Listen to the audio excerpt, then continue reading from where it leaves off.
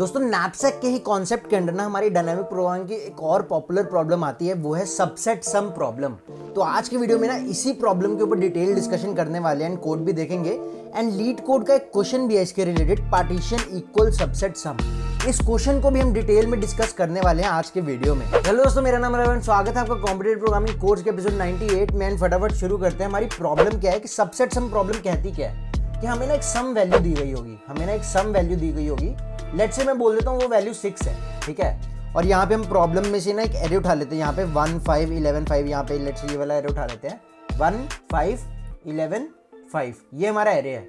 अब प्रॉब्लम क्या बोलती है कि मेरे को ना ये सम बताना है कि ये जो हमें गिवन सम है, ये गिवन एरे के किसी सबसेट का सम हो सकता है कि नहीं हो सकता। सबसेट तो तुम समझते ही हो, किसी भी मतलब कुछ भी एलिमेंट सिलेक्ट कर लो उसमें से एक एरे का सबसेट है ना।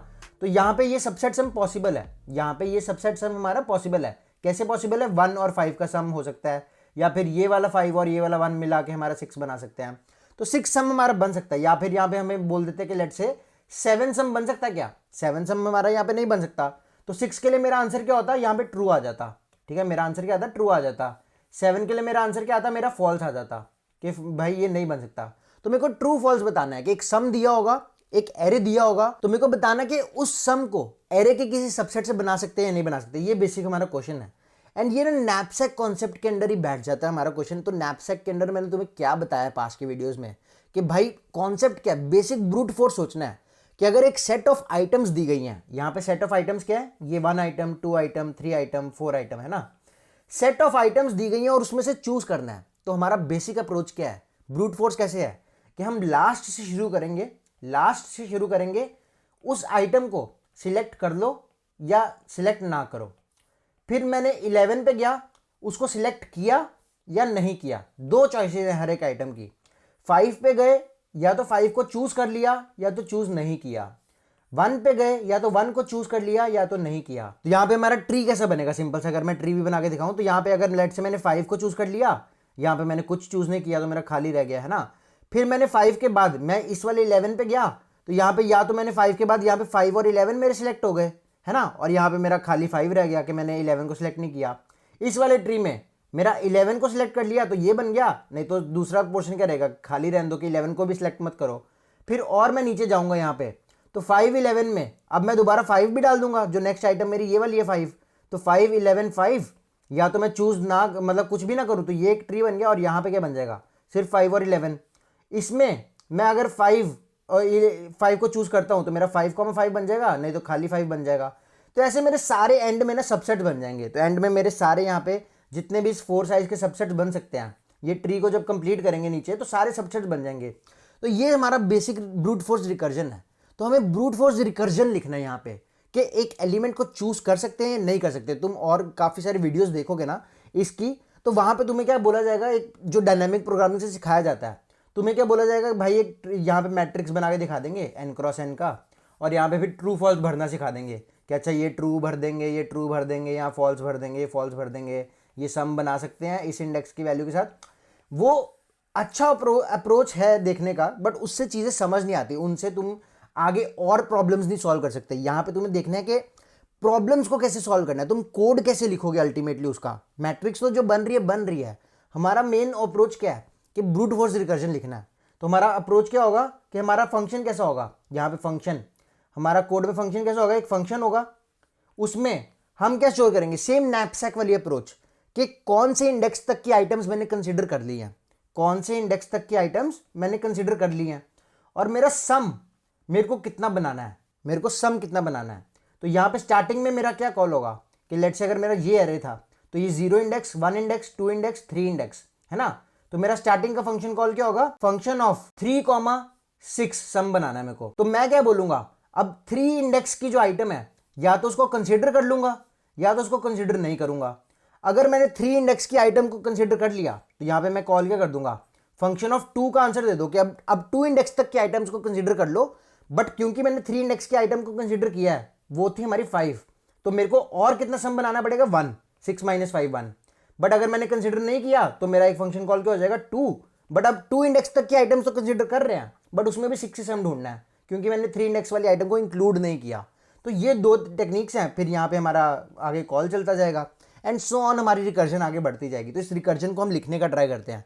एंड डीपी तो फिर देखो ऑटोमेटिकली डल ही जाती है। हमने पास के कितने सारे क्वेश्चंस में देख लिया है कि DP is the secondary part, मतलब डीपी डालना इज वेरी इजी है ना।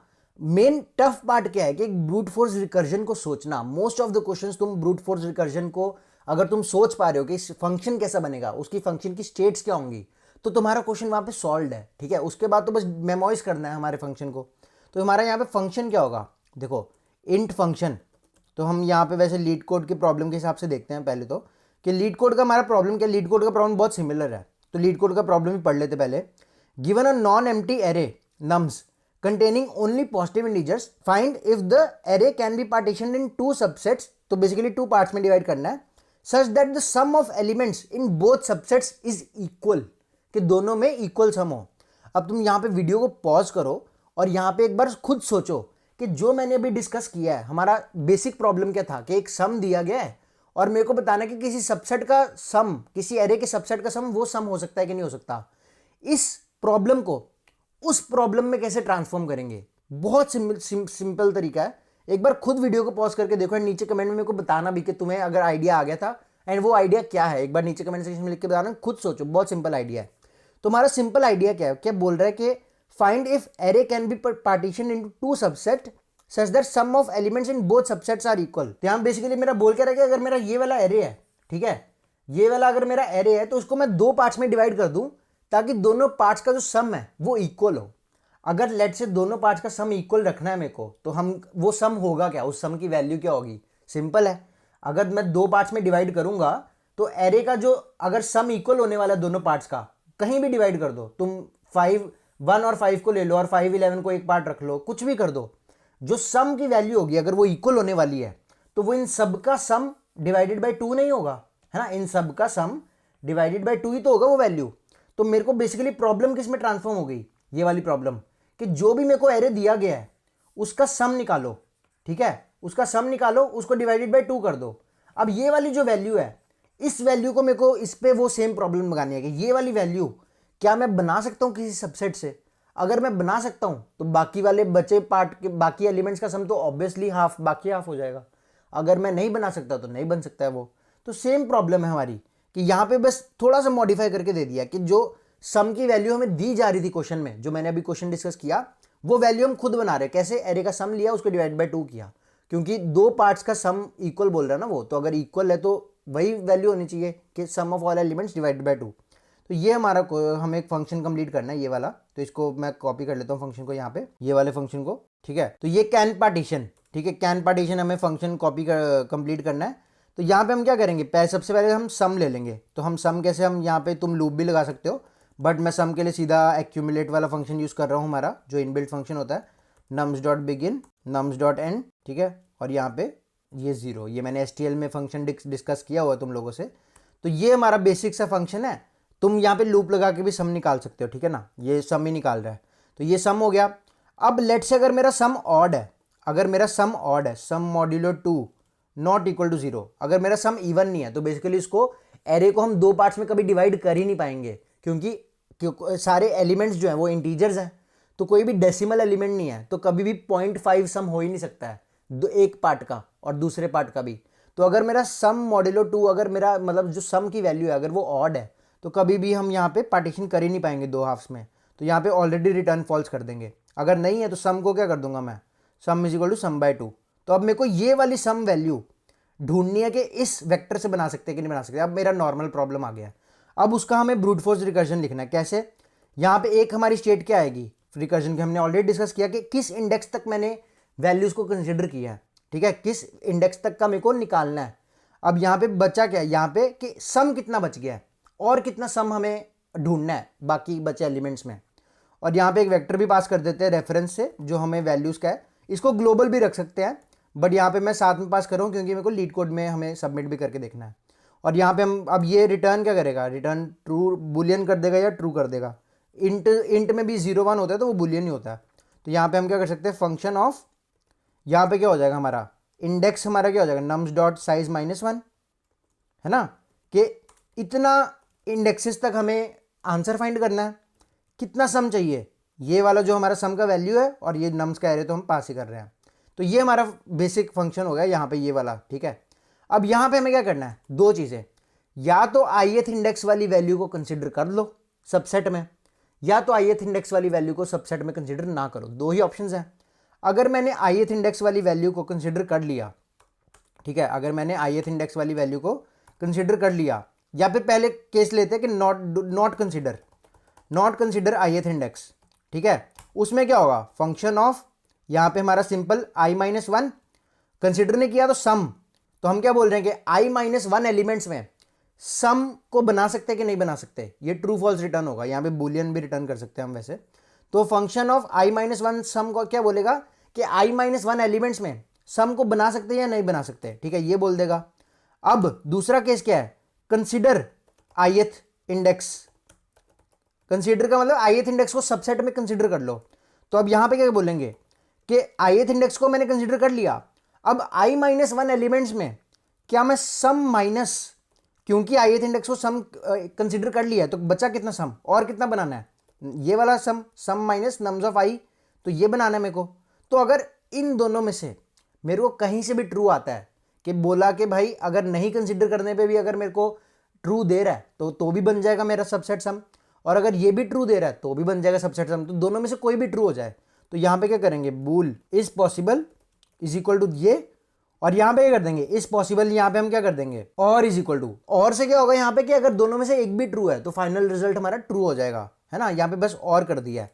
तो और करने का मतलब क्या है कि या अगर ये भी ट्रू हुआ या फिर ये भी ट्रू हुआ, या तो दोनों ट्रू हो जाए तो भी हमारे फाइन है, दोनों में से एक भी ट्रू हो जाए तो भी हमें फाइन है, दोनों फॉल्स नहीं होने चाहिए, अगर दोनों फॉल्स हो गए तो हमारा इज पॉसिबल हमारा फॉल्स रहेगा। तो यहाँ पे हम क्या कर देंगे, रिटर्न इज पॉसिबल, तो ये हमारा कोड हो गया। अब यहाँ पे ये इतना सा ही कोड है, या तो हमने कंसिडर नहीं किया या तो हमने कंसिडर कर लिया है, ठीक है। अब यहाँ पे हमारा बेस केस क्या होगा, देखो अगर किसी भी पॉइंट पे हमारा सम 0 हो गया कि अब और सम नहीं बनाना है हमें, मतलब सम हमें जितना बनाना था वो खत्म हो गया, तो बेसिकली उतना सम बन गया ना, तो यहाँ पे रिटर्न ट्रू कर देंगे कि भाई इसको हम बना सकते हैं, ये जो जिस जैसे भी रिकर्जन से आया है इसको ट्रू रिटर्न कर दो, क्योंकि हमारा सम कंज्यूम हो गया पूरा का पूरा। अब हमारा सम 0 नहीं है, क्योंकि अगर हमारा सम 0 होता तो इसी लाइन पे रिटर्न हो जाता। अब 7th लाइन पे जब कोड आया तो सम 0 नहीं है, और इस लाइन पे इफ i लेस देन 0, कि अभी सम 0 नहीं हुआ है बट हमारे एलिमेंट्स सारे खत्म हो गए हैं, अगर इंडेक्स हमारा 0 से छोटा हो गया कि एलिमेंट्स सारे खत्म हो गए और सम 0 नहीं हुआ है, तो हम क्या बोलेंगे कि भाई उस सम को नहीं बना पाए हम, तो हम बोल देंगे रिटर्न फॉल्स, कि उस सम को हम नहीं बना पाए हैं, ठीक है। तो ये हमारा बेसिक सा कोड हो गया। इस कोड को हम यहाँ पे कॉपी भी करके देख लेते हैं और चला के देख लेते हैं कि इतना पार्ट चल रहा है कि नहीं। इसके बाद क्या करना है, सिंपल डीपी डालनी है, वो तो हम डाल ही लेंगे। तो इस कोड को हम फॉर्मेट कर देते हैं। तो यहाँ पे हमारा एक कोड में गलती है, हमने यहाँ पे एरे पास नहीं किया, तो यहाँ पे नम्स एरे पास कर देते हैं।